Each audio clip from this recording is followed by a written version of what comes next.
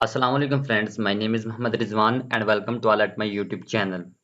तो आज हम अपनी पांडास फॉर डाटा साइंस की प्लेलिस्ट को आगे कंटिन्यू करते हुए हमारा जो सेकंड पार्ट है वर्किंग विद सीएसवी फाइल्स उसे देखेंगे, जिसमें हम अपनी एक सीएसवी फाइल को अपनी नोटबुक में इंपोर्ट करेंगे और फिर हम अपने डिफरेंट ऑपरेशंस अपनी सीएसवी फाइल पे परफॉर्म करेंगे। जिसमें आज हम देखेंगे कि हमारे पास इंडेक्स डॉट अरे क्या होता है, टू नमपाई क्या होता है, एनपी डॉट अरे क्या होता है, सॉर्ट इंडेक्स क्या होता है, लॉग और आई लॉग फंक्शन को हम देखेंगे।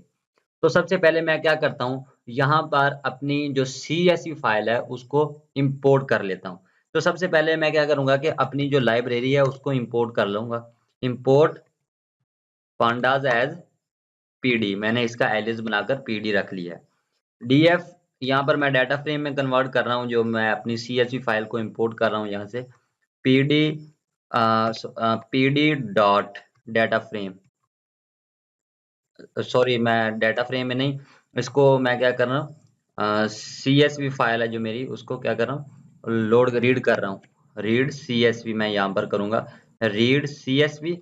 और मेरे पास एक सीएसवी फाइल है जो मैं आप लोगों को दिखाऊं। ये जो मेरे एक स्टूडेंट्स के नेम से एक सीएसवी फाइल है, जिसमें मेरे पास नेम, टीम, इस तरह numbers, position, age, height, weight, college और सैलरी, ये मेरे कॉलम्स हैं। और इसी तरह मेरे पास काफ़ी सारी रोज़ हैं।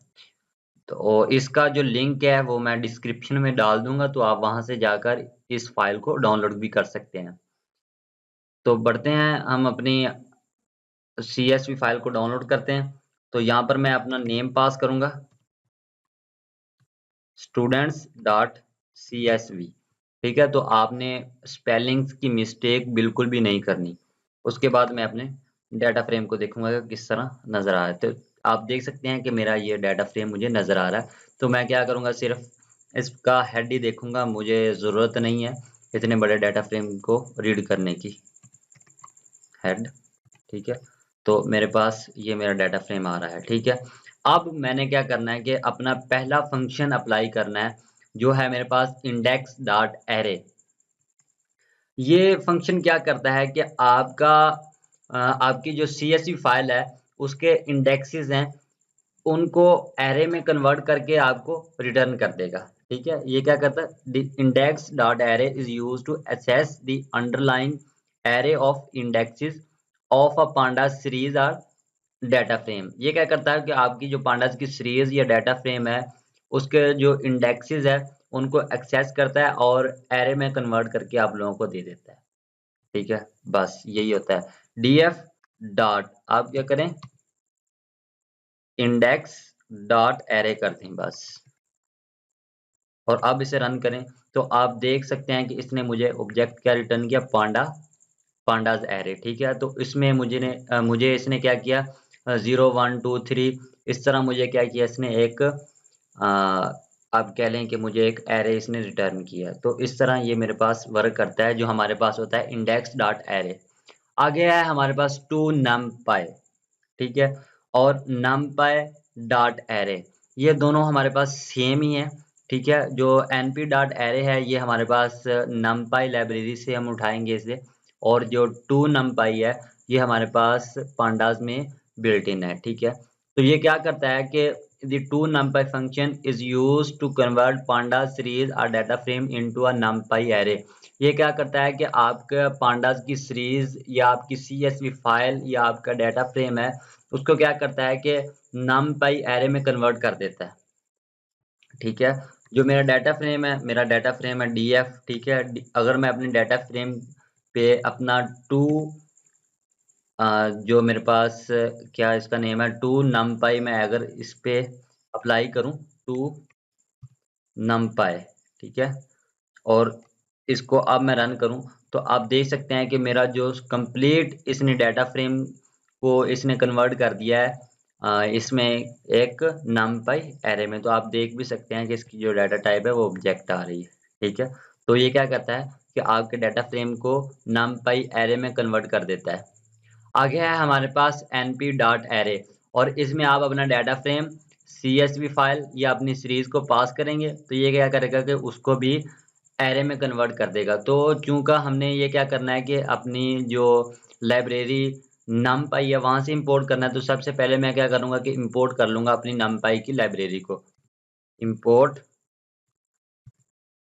numpy एज np, और फिर मैं क्या करूंगा कि np डॉट एरे, और इसमें मैं अपने डाटा फ्रेम को पास कर दूंगा।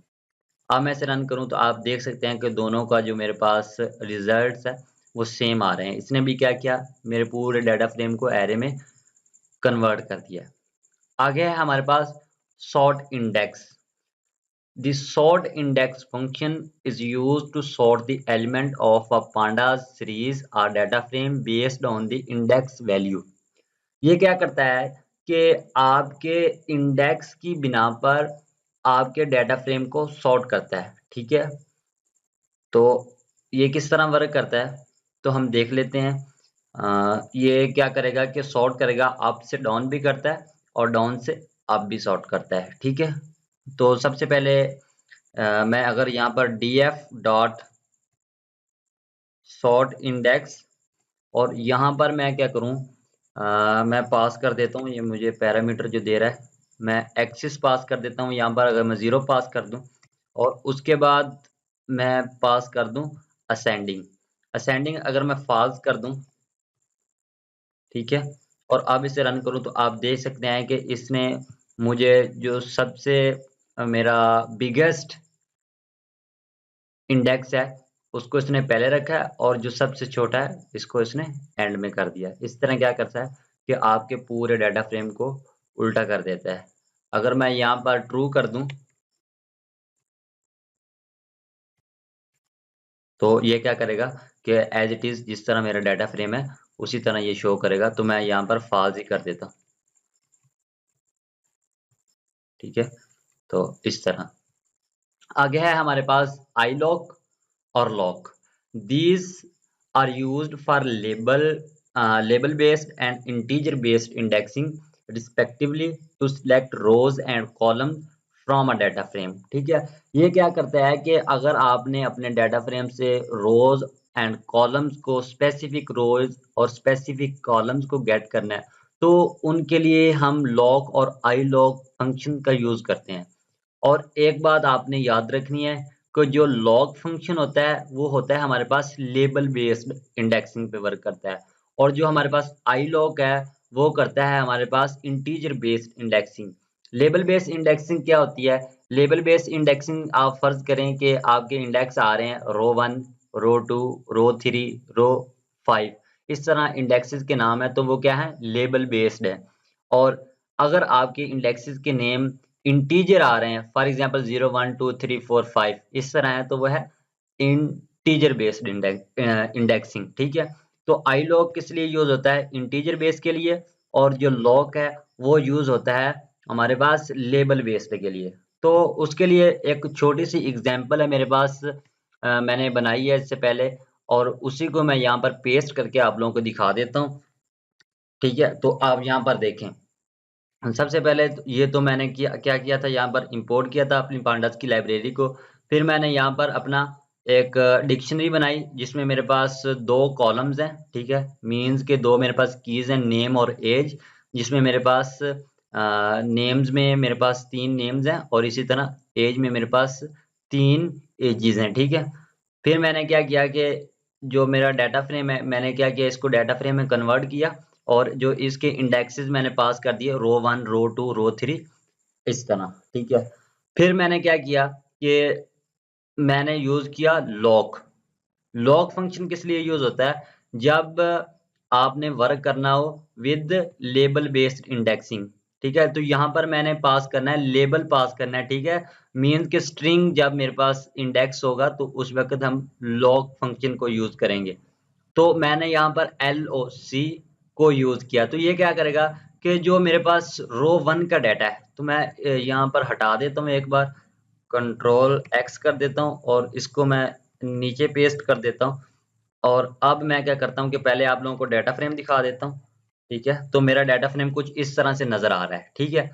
अब यहाँ पर देखें आप, अगर मैं यहाँ पर df.loc करूँ और उसमें मैंने पास कर दिया रो 1, ठीक है? तो ये क्या करेगा कि रो 1 को मेरे पास रो 1 का जो डाटा है वो उसका नेम और एज मुझे रिटर्न कर देगा, ठीक है? और इसी तरह अगर मैं यहाँ पर सेम वही काम loc.ilog करूँ, ठीक है? ilog जब आप यूज़ करेंगे तो आप लेबल बेस इंडेक्सिंग पास नहीं करेंगे, आपने ये ज़हन में रखना है। आपने इंटीजर बेस इंडेक्सिंग यूज़ करनी है, ठीक है? तो अगर मैं यहाँ पर 1 करूँगा, तो मेरे पास जो रो 1 है उसका डाटा आ जाएगा। तो मेरे पास जो अ, रो 1 मेन के जिसका इंडेक्स 1 है, तो ये वाला डाटा मेरे पास आ जाएगा, ठीक है? आगे आप 2 भी पास कर सकते हैं लॉग और आईलॉग में, मतलब आप रोज़ और कॉलम्स को भी पास कर सकते हैं। फॉर एग्ज़ाम्पल मैंने लॉग का यहाँ पर यूज़ किया और उसमें मैंने रो 2 पास की, रो 2 मीन ये वाली, ठीक है? और फिर मैंने क्या किया कि मैं कॉलम कौन-सा देखना चाहता हूँ, कॉलम्स में देखना चाहता हूँ नेम्स वाला, ठीक है? तो रो 2 ये होगी मेरे पास और नेम्स मेरे पास ये आ जाएगा, ठीक है? बॉब।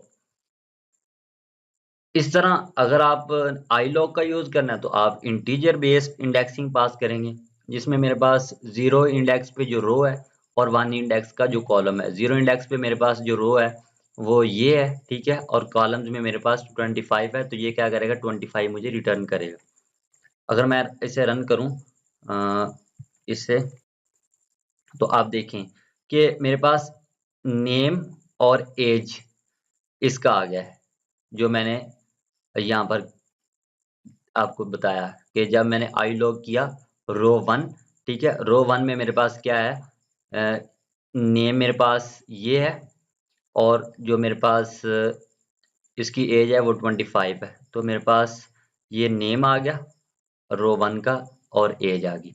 उसके आगे मेरे पास आईलॉग मैंने 1 किया, जो 1 रो का इसने मुझे डाटा दिया, ठीक है? तो मेरे पास जो 1 रो है उसमें बॉब और एज उसकी 30 है। इस तरह मेरे पास अगर मैं देखूँ कि एलओसी मैंने किया रो 2 और उसका नेम, रो 2 में मेरे पास जो नेम है वो मेरे पास बॉब आ गया और इसी तरह मेरे पास जो आईलॉग का मैंने यूज़ किया और रो 0 और जो उसमें कॉलम्स है वो 1 देखा तो मेरे पास 25 आ गया, ठीक है? तो ये थोड़ा-सा ट्रिकी है, आप लोगों ने इसे अच्छे से कर लेना है, लॉग एंड आईलॉग। ये थोड़ा-सा आगे जाकर कंसेप्चुअल बन जाता है, तो आपने कंसेप्ट क्लियर कर लेने हैं, ठीक है? ताकि आप लोगों के लिए आगे जाकर कोई परेशानी ना हो। तो आज की वीडियो में इतना ही था गाइस। अगर आप लोगों को समझ नहीं आई तो एक बार दोबारा वीडियो देखें और इस जो नोटबुक का लिंक मैं डिस्क्रिप्शन में डाल दूँगा, तो वहाँ से जाकर आप इस नोटबुक को डाउनलोड कर सकते हैं और इसकी अच्छी तरह से प्रैक्टिस कर सकते हैं। अगर आपने प्रॉपर डाटा साइंस सीखनी है, तो आप मेरे चैनल पर जाकर वहाँ से मेरी प्लेलिस्ट को भी एक्सेस कर सकते हैं। Thank you so much guys for watching my video. अल्लाह हाफ़िज़।